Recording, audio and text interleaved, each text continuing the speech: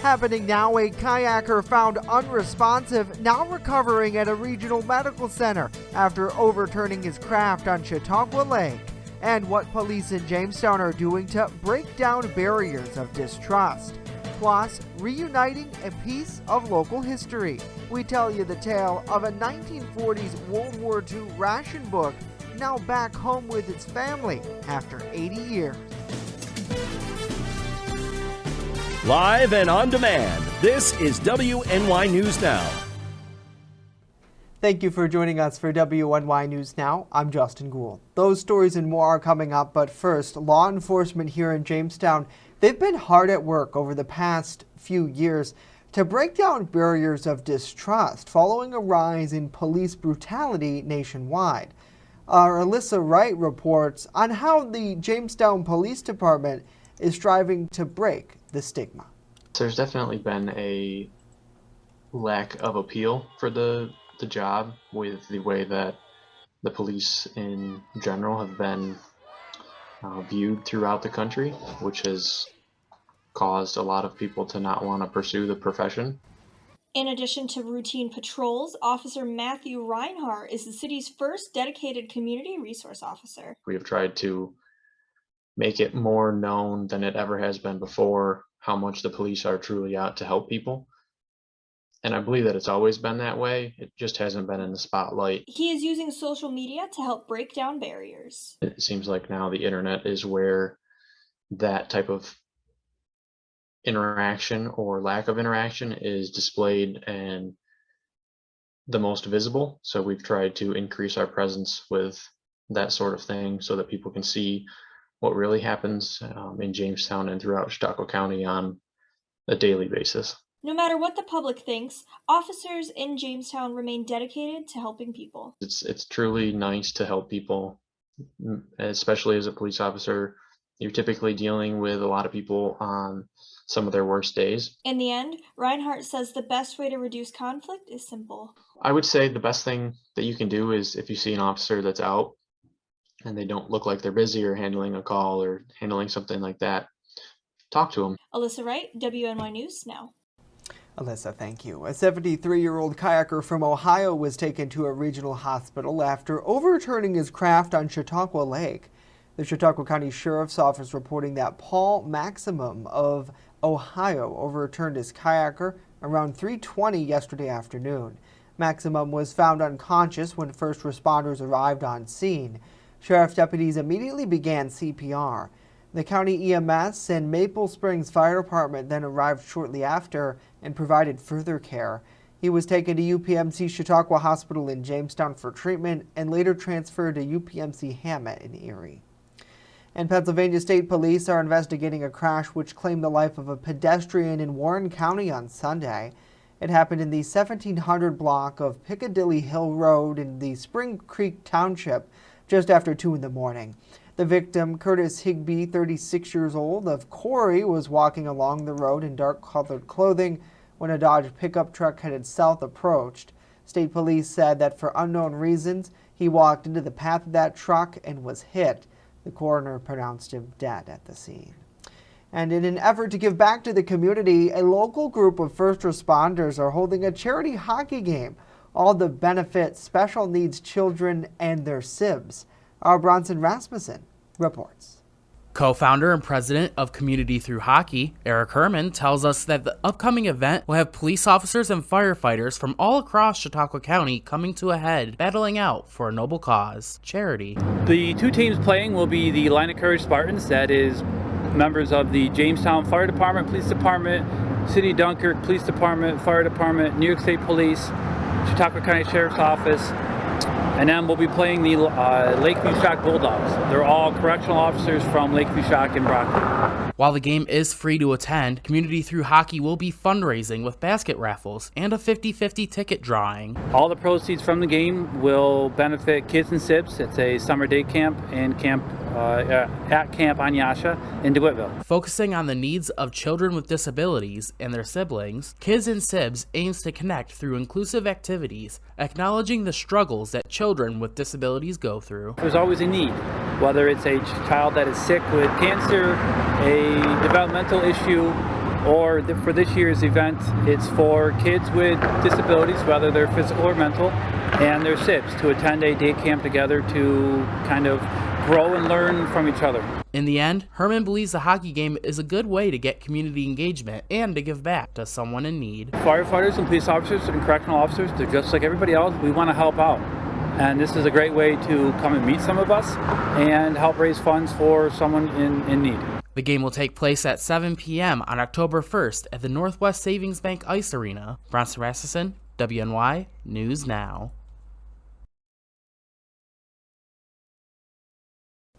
Bronson, thank you. Since their founding in 2015, Community Through Hockey has raised over $52,000 towards many local charities. Certainly, what a great way to give back. Well, now let's switch gears and get a first check of our weather forecast. Chief Forecaster Dakota Hunter joining us live now with a beautiful shot over Chautauqua Lake today. Hello, Dakota. Hello, Justin, and happy Tuesday to all of you. We are getting close to that first day of fall, and man, it is a nice day out there. We call this partly sunny skies out there right now. You can see just a few clouds over Chautauqua Lake, and pretty much the same story across much of the southern tier. We are going to stay dry today, so there's going to be no precipitation to deal with through the afternoon hours today. That is the good news. So we are going to see a good mix of sun and clouds for the afternoon. So get out and enjoy it if you can. We topped out at 72 yesterday, started the day at 58, 89, and 27 are the records. So through the afternoon here, just partly to mostly sunny skies, a tad bit warmer by 1 or 2 degrees. That's it. But overall pleasant, 70 to 76. And this northwest wind is still keeping us relatively chilly. But we do have a severe weather potential tomorrow. We'll talk about the threat plus the timing on Future Scan, along with that Ultimate Satellite Solution 7-day forecast later in the show, Justin. All right, Dakota, we'll see you back in just a bit. As we continue in a blowout of a football game, the Buffalo Bills triumphantly winning their home opener last night. We break down the contest play by play. And later, is the COVID pandemic over, or will we still have to deal with this for a little while longer? Experts weighing in on what the pandemic looks like right now in our region. Stay with us. WNY News Now is back after this.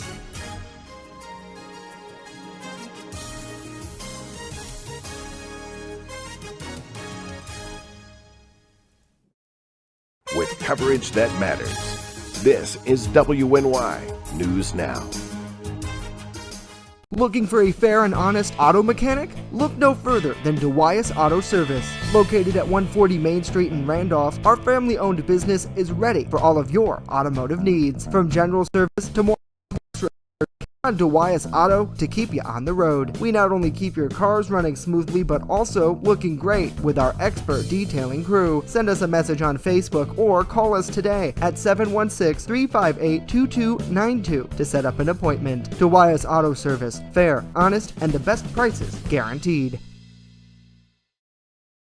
I'm a survivor. I'm a survivor. I'm a survivor. Testicular cancer is the leading form of cancer in men aged 15 to 35. 1 in 250 men will be diagnosed with testicular cancer. But 98% will survive if detected early. As a survivor, I believe early detection is the key. Learn how to do a testicular self-exam and other important facts about testicular cancer at oneball4tc.com. EagleZip.com is your local one-stop shop for all of your home and business computer needs. Located on Fluvan Avenue Extension, just outside of Jamestown, EagleZip.com sells and services all brands of desktops and laptops, as well as servers and network equipment for your business. All new computer sales include transferring your data from your old computer plus a 2-year warranty. Call EagleZip.com today. Stop by EagleZip.com today and let us make computers easy for you. You're watching WNY News Now, where coverage comes first. It was another primetime performance for the Buffalo Bills in a 41-7 home opening win over Tennessee. Isaac Petcash was in Orchard Park and brings us a recap of that Buffalo blowout. In the first 8 quarters of the Bills' season, the team has outscored opponents by a combined 72-17, including a 41-point barrage against the Titans for their second win of the season. Quarterback Josh Allen brilliant again, 317 yards and 4 touchdowns in the win, 3 of them to his star wide receiver Stephon Diggs, as that connection between the two stars continues to manifest. Felt good. Getting in the ball early and often. he did a great job getting open, making plays, making some great catches. That long one was a great catch. So he is what he is. It's Stephon Diggs. You know, we know he is one of the greatest, if not the greatest, receiver in the game right now, and I trust him implicitly. I love that guy. He works his tail off, and I'll tell you what, on that long touchdown drive, I can't praise him enough. On defense, the Bills took last week's 10-point allowed performance against the Rams and said we can do better, yielding just 7 to the Titans in the victory, including forcing 4 turnovers and knocking out Titan quarterback Ryan Tannehill in the third quarter. Head coach Sean McDermott says right now for the starting 11, everything is going right and the confidence is clearly there. I think it's a good start, I really do. I mean, the fundamentals are showing up early in the season, and that's really what games come down to early in the year is fundamentals and taking care of the football. I thought we did a phenomenal job tonight with that offensively and special teams, and then defense got takeaways. So I just think it was all in all a good game plan by the coaches, and the players executed at a high level. Now, not all was positive for the Bills coming out of this game. A couple of big injuries to note. Center Mitch Morse left the game in the first quarter. He did return, but the big loss is cornerback Dane Jackson, who left the game in an ambulance after being hit by his own teammate Tremaine Edmonds. Safety Micah Hyde also leaving the game with an injury and did not return. We'll have more updates throughout the week as we learn more about those 2 defensive players. For now, though, reporting from Highmark Stadium in Buffalo, Isaac Petcash, Erie Sports Now. Isaac, thank you. Well, Governor Kathy Hochul says New York will do what it can to help Puerto Rico as Hurricane Fiona slams through the U.S. territory and the Dominican Republic. Hochul said yesterday she's activated more than 100 New York State troopers to Puerto Rico.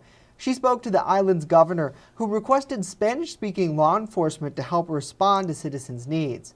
Now, Hurricane Fiona rode through the Dominican Republic Monday, a day after knocking out power to all of Puerto Rico and causing damage, as the governor described as catastrophic.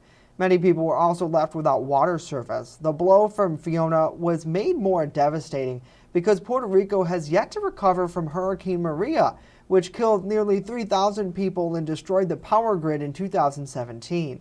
The wind and water from Fiona stripped the pavement from roads, tore off roofs, and sent lots of water pouring into homes.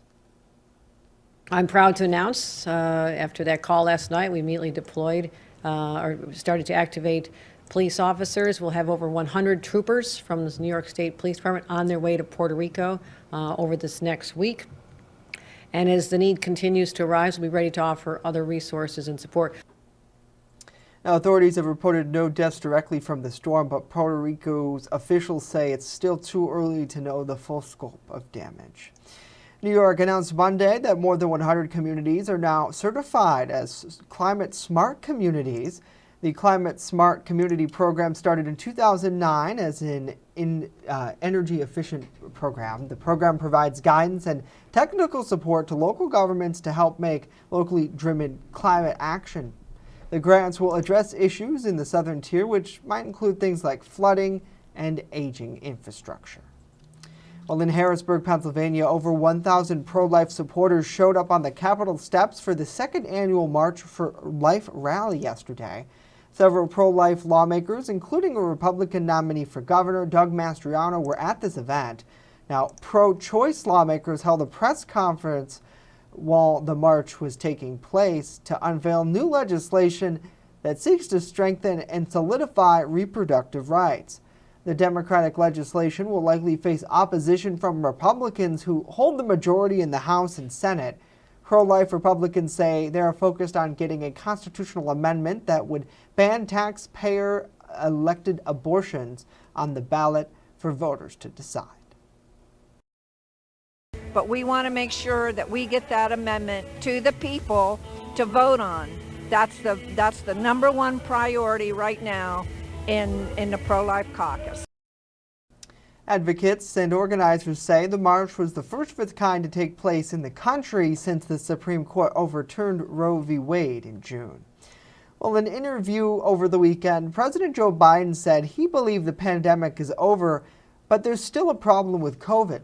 So we wanted to know, what's the COVID situation like in our region?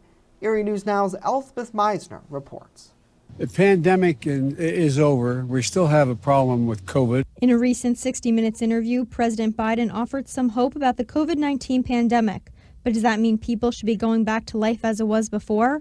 Local experts say not so fast. COVID has not gone away. It's still killing more than 400 people every day. We're seeing more than 60,000 new cases per day here in the United States. So the disease is not over, but I think when we hear pandemic, we think of the fear, we think of the unknown, we think of death and, a lot of scary things. I think those pieces are behind us. Epidemiologist Dr. Becky Dawson says although the unknowns are behind us, it's now about living with the virus forever. The new normal of COVID being part of our lives is something that is going to exist for the rest of all of our lives. Doctors who treat patients agree the pandemic has not reached the finish line yet. I wouldn't say the pandemic is over, but the pandemic is being managed fairly well right now. We still have lots of cases. Dr. Weisbach says she's still treating patients for COVID-19, but cases aren't as severe as they were 2 years ago. Other patients are coming in for COVID, but it seems to be fairly mild for most patients. However, occasionally we are still seeing severe COVID patients, significantly ill, severely ill COVID patients. It still does happen, but less than previously. Elspeth Meisner, Erie News Now. Elspeth, thank you. Coming up, there's a possibility of the federal government now losing funding at the end of the month. Our Washington, D.C. correspondent Rachel Now explains. And later, the story of how a World War II ration book now reunited with its family here in Jamestown. But first, Dakota returns with a full look at our weather forecast.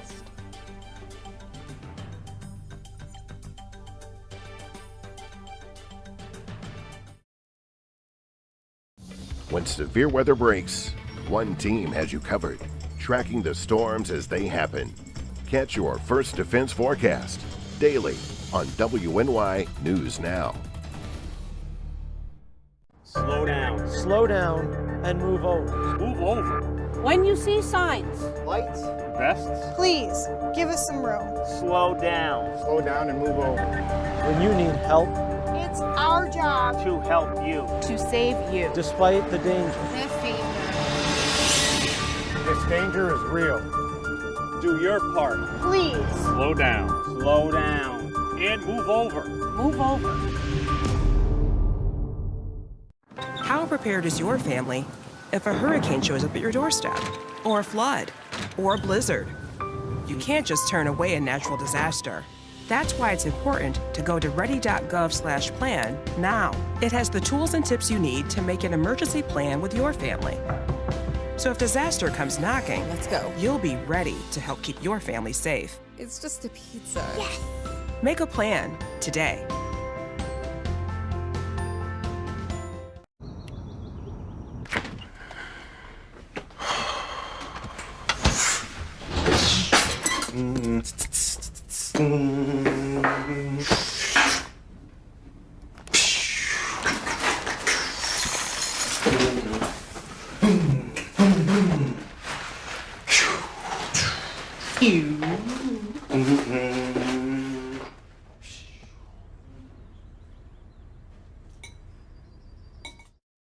With coverage that matters, this is WNY News Now. Fast, accurate, and everyday. First Defense weather. Welcome back, everybody. Wanted to give you a look at those rain totals from yesterday. Jamestown, we won the battle. 1.19 inches of rainfall yesterday. DeWittville, not too far behind, 1.15. Gary, almost 1 inch. Also the same thing in Mayville and Falconer, and even Kennedy, over a half an inch worth of rainfall yesterday. So today's a nice day to dry out. Now on Thursday, we start fall officially at 9:03. So this is the same graphic we show every year, but it's nice to bring it back to remind you what the fall equinox is about. So basically, it has to do with the sun's solar rays pointing directly at the Earth's equator, and equinox means equal day and night in Latin. So we are going to see less daylight all the way until the winter solstice, if that hasn't already been common. recently around here. We have some partly sunny skies downtown right now, 66 as of noon hour, a northwest wind of 10. That northwest wind, as I mentioned, is continuing to bring in that cooler air, but we are going to see a change in that tomorrow. Notice the dew point at 55. Quick look at the tropics because we still have Fiona. Justin talked about it.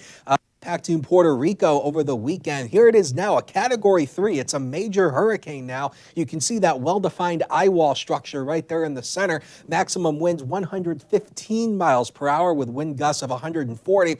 This is curving near the Bahamas and will ultimately take a sharp northward turn and then whoop way out to sea. So no threat to the continental United States from Fiona, and that's the good news. Now we are watching tomorrow because the Storm Prediction Center has all of the region under a standard slight risk. That's a level 2 out of 5 for tomorrow afternoon. So we are going to be dealing with a line of showers and thunderstorms moving on through. Based on the new model guidance, the timing is going to be about 3 o'clock in the afternoon to about 7 o'clock tomorrow evening. That's about the main timing frame. It's definitely going to be a strong wind gust threat here. We could be dealing with a touch of small hail, also some heavy rainfall. The tornado threat is relatively low, but it's not zero, so you know the deal here. When it comes to thunderstorms, you expect the unexpected, and of course we'll be here keeping an eye on everything. There's the cold front that moved through. Why it's colder today, but there's our next cold front just right behind the banner right there. That's going to sweep through here tomorrow. So let's show it to you on high-res future scan. We are going to see maybe a few sun and clouds through the afternoon hours today. We should go partly to mainly clear overnight, then clouds start to come back by tomorrow morning. We have to watch this because this could muddle things for the afternoon. This round of showers and maybe a couple thunderstorms in the morning right around 8 a.m.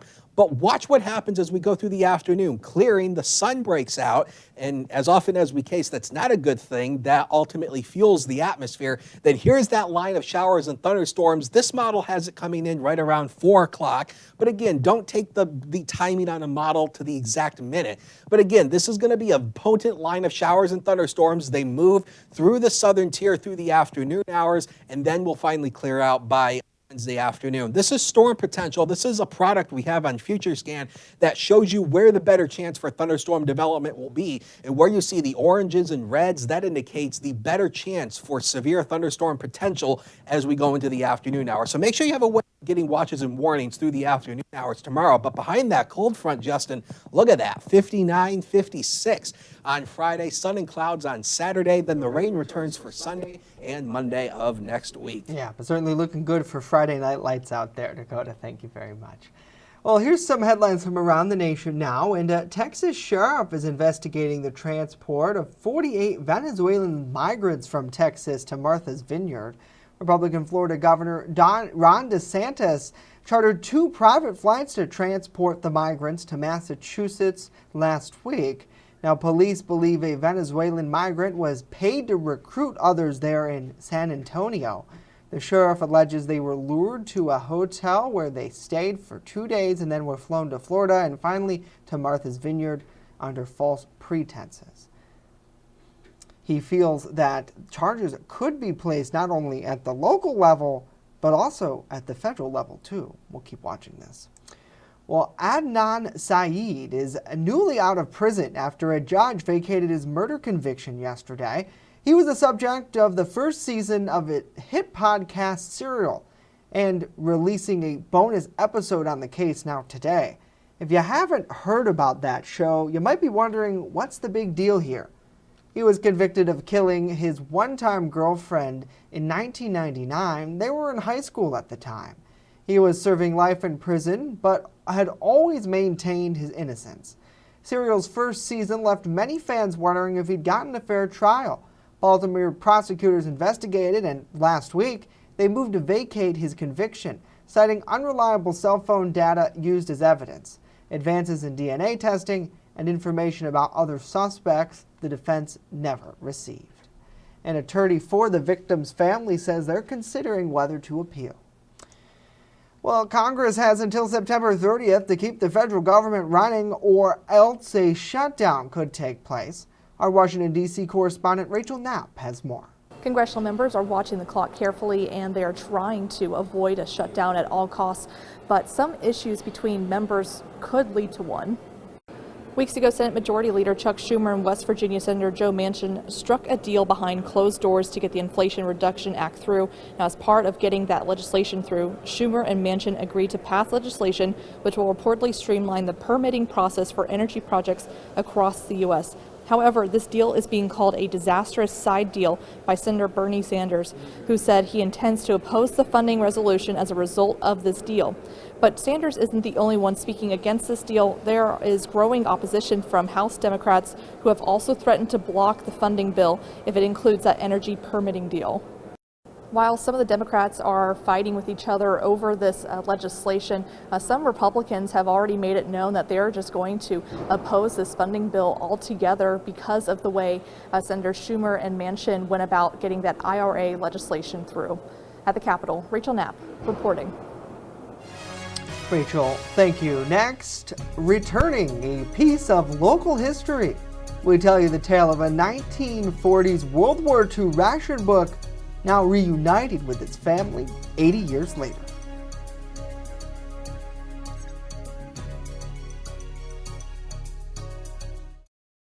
You're watching WNY News Now, where coverage comes first. Right here, baby. Look. Uma. ¿Cuántos años tienes? No.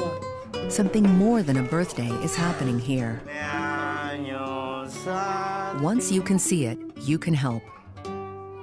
The sooner you recognize the signs of autism, the sooner you can make a lifetime of difference for your child. Start by answering a few simple questions at screenforautism.org.